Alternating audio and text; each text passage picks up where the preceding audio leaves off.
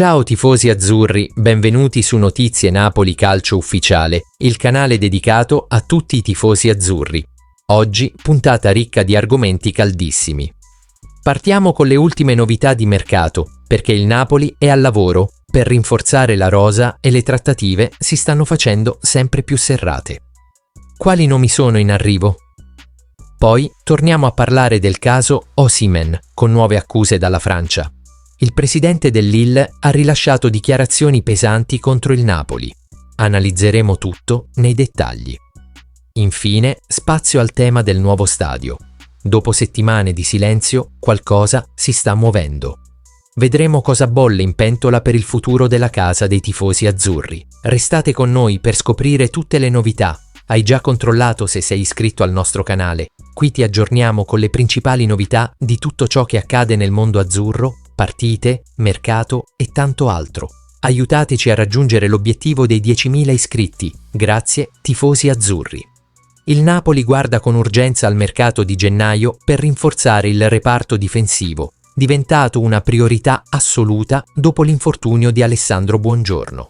La dirigenza, guidata dal direttore sportivo Giovanni Manna, lavora senza sosta per offrire al tecnico Antonio Conte le soluzioni necessarie a mantenere competitiva la squadra, soprattutto in vista della corsa per la Champions League. Secondo quanto riportato da Il Mattino, una possibile svolta potrebbe arrivare oggi, con una call decisiva tra il presidente dell'Empoli, Fabrizio Corsi, e Aurelio De Laurentiis.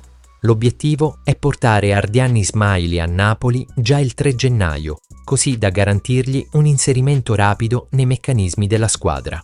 L'Empoli chiede una piccola buonuscita. Si tratta. Sarebbe un profilo particolarmente gradito anche all'allenatore dei partenopei, Antonio Conte. L'Empoli vorrebbe 2 calciatori del Napoli, Zerbin e Ngonce. Entrambi giocano poco, anche se l'ex Verona è molto stimato da Antonio Conte e si sta ritagliando qualche scampolo di partita. Il giornale Campano scrive a tal riguardo: addirittura d'arrivo il prestito di Zerbin all'Empoli.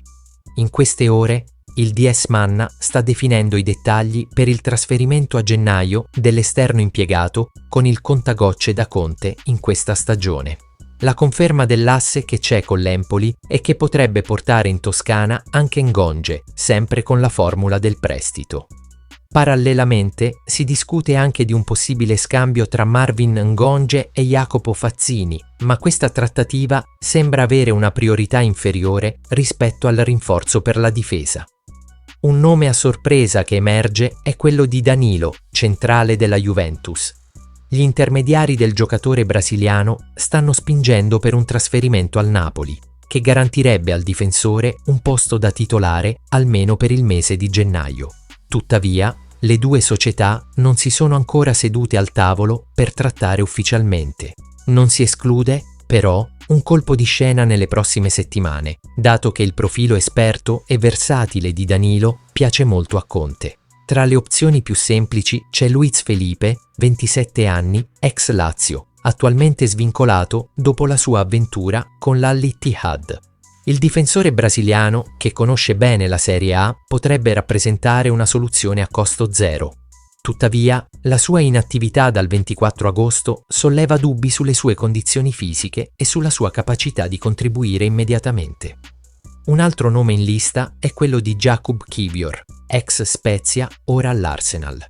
Il difensore polacco avrebbe già dato il suo gradimento al trasferimento, ma la trattativa è tutt'altro che semplice. L'Arsenal vuole una cessione a titolo definitivo, mentre il Napoli preferirebbe il prestito senza obbligo di riscatto. Nonostante le difficoltà, i rapporti tra la dirigenza azzurra e l'agenzia del giocatore, la stessa che rappresenta Lobotka, potrebbero facilitare l'intesa.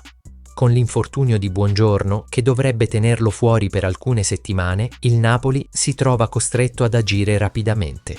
La squadra non può permettersi passi falsi in un mese cruciale, con partite importanti in calendario e una classifica da difendere. I tifosi attendono con ansia i movimenti del club, consapevoli che i prossimi giorni saranno decisivi per definire il futuro della difesa e, di conseguenza, le ambizioni stagionali. Resta da capire quale sarà la scelta finale, una scommessa low cost come Luiz Felipe, un investimento a lungo termine come Kiwior o un'operazione complessa e strategica come quella che porta a Danilo. Nel frattempo, occhi puntati sulla telefonata con l'Empoli. Ismaili potrebbe essere il primo tassello di una difesa da ricostruire. Condividi con noi la tua opinione e ora parleremo di questa controversia. Nuove accuse dalla Francia sul caso Osimhen. Il presidente del Lille attacca il Napoli. Il caso Victor Osimhen continua a far discutere non solo in Italia ma anche all'estero e in particolare in Francia. Il presidente del Lille, Olivier Letang, ha riacceso i riflettori su una vicenda mai completamente chiarita: i dettagli economici della cessione del talento nigeriano al Napoli.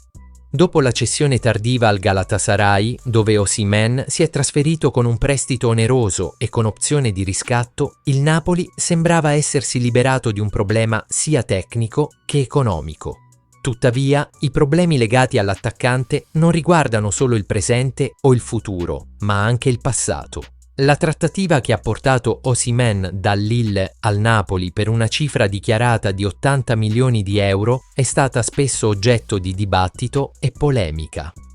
Ora, le nuove dichiarazioni di Letang rimettono al centro della scena un affare che solleva dubbi sulla trasparenza e sull'effettivo valore economico dell'operazione. Le dichiarazioni del presidente del Lille ospite del programma francese L'Équipe du Soir, Letang ha rivelato dettagli inediti sull'affare Osimhen. Il netto ricavato dalla cessione di Osimhen non è stato di 80 milioni di euro. Se facciamo il bilancio dell'operazione, considerando compensi di intermediari, plusvalenze, provvigioni e il valore dei 4 giocatori del Napoli, valutati 0, nelle casse del Lille sono entrati circa 7 milioni di euro.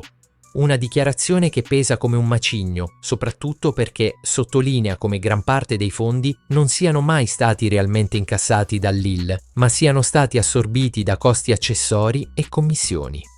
Letang ha inoltre sottolineato come altre cessioni portate a termine dal Lille abbiano generato guadagni nettamente superiori, senza le complicazioni economiche riscontrate nell'affare Osimhen. Tra i nomi citati, Carlos Baleba, venduto al Brighton per 30 milioni, Amadou Onana, passato all'Everton per 40 milioni, Sven Botman e Leny Yoro, che hanno portato nelle casse del club cifre considerevoli. Con questi giocatori non abbiamo pagato commissioni o intermediari, ogni euro è finito nelle casse del club, a differenza dell'operazione Osimhen. Le parole del presidente del Lille creano un'ulteriore pressione mediatica sul Napoli e sul presidente Aurelio De Laurentiis, che già in passato aveva dovuto difendersi dalle accuse legate a questa operazione. Inoltre, queste dichiarazioni potrebbero riaccendere l'interesse delle autorità calcistiche e finanziarie sull'intera vicenda, aumentando il rischio di ulteriori indagini. Nel frattempo, Victor Osimhen sta cercando di rilanciarsi nel Galatasaray, club che ha deciso di puntare su di lui per rafforzare il proprio reparto offensivo. Tuttavia, il futuro dell'attaccante nigeriano è ancora incerto. Il riscatto non è garantito e il Napoli potrebbe trovarsi nuovamente costretto a gestire una situazione già di per sé complessa. La vicenda Osimhen continua a essere un capitolo aperto e tutt'altro che risolto. Tra polemiche economiche, accuse incrociate e un futuro ancora incerto, questa storia sembra destinata a far parlare di sé ancora a lungo, lasciando interrogativi sia sul piano sportivo che su quello gestionale. Condividi con noi la tua opinione e, infine, un argomento che ci ha dato qualcosa di cui parlare ancora in Casa Napoli. In Casa Napoli tiene banco da tanti anni ormai la questione relativa allo stadio. Il presidente degli azzurri, Aurelio De Laurentiis, ha più volte minacciato di volere costruire un nuovo impianto qualora non avesse le necessarie garanzie sull'attuale Diego Armando Maradona.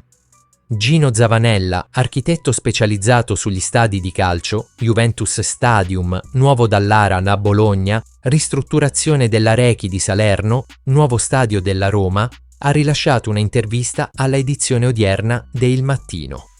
Sono in attesa di una chiamata del presidente per avere chiarimenti. Diciamo che al momento stiamo fermi, è in atto una riflessione. Se il presidente chiama e abbassa la bandierina e dice che dobbiamo partire, siamo prontissimi e a tutto. Bologna è in concorrenza con Napoli per avere uno stadio pronto e ospitare le gare di Euro 2032. Come la mettiamo? Per fare uno stadio o rigenerarlo servono tra i 22 e i 24 mesi. Se e quando verrà il momento di Napoli saremo pronti. Meglio il Diego Armando Maradona o un altro stadio? Uno stadio da calcio non può essere con la pista di atletica perché il pubblico è troppo lontano dal terreno di gioco. Condividi con noi la tua opinione, tifosi azzurri. Grazie per l'attenzione e a presto con tutto quello che succede in casa Napoli. Forza Napoli, sempre e tutto per lei.